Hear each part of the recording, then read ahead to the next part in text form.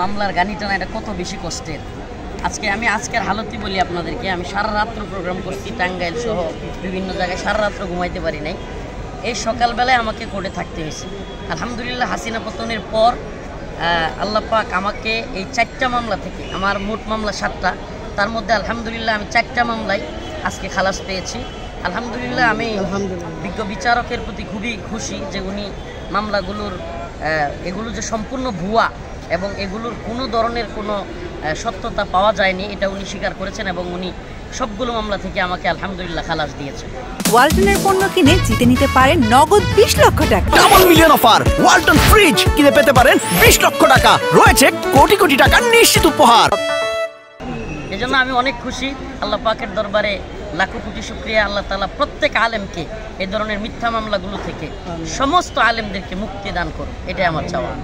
আসলে এটা সম্পূর্ণই হলো আমরা মোদি বিরোধী আন্দোলনে শরিক হওয়ার জন্যই আপনার বিভিন্ন আলেমকে বিভিন্ন ট্যাগ দিয়ে এক একজনকে এক এক ধরনের মামলা দেওয়া হয়েছে, কিন্তু বাস্তবতা হলো প্রত্যেকটা মামলার একটাই কারণ, আমরা কেন মোদির বিরোধিতা করেছিলাম।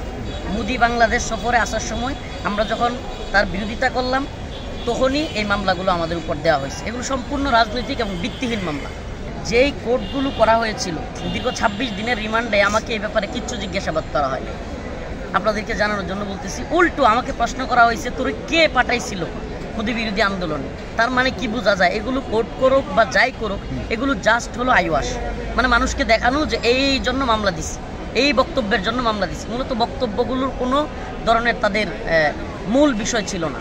তাদের মামলা দেওয়ার পিছনে মূল যে বিষয়টা কাজ করেছে, আমরা কেন মোদি বিরোধী আন্দোলন করেছি এবং মোদিকে খুশি করতেই হাসিনা যে কিনা বাংলাদেশকে ভারতের কাছে বিক্রি করে দেওয়ার এবং নীল নকশা প্রায় চূড়ান্ত করেছিল, সে ভারতের গোলামি করতে গিয়ে আলেমদের নামে এইভাবে মোদিকে খুশি করতে গিয়ে সম্পূর্ণ মামলাগুলো দিয়েছে। এমনকি প্রশাসনের যে সমস্ত রিমান্ডে আমাদেরকে জিজ্ঞাসাবাদ করেছে তাদের মধ্যে অনেক অফিসাররা এটা আমাদের সাথে স্বীকারও করেছে যে হুজুর এটা আর কিছুই না, কেন আপনারা মোদি বিরোধী আন্দোলন করেছেন।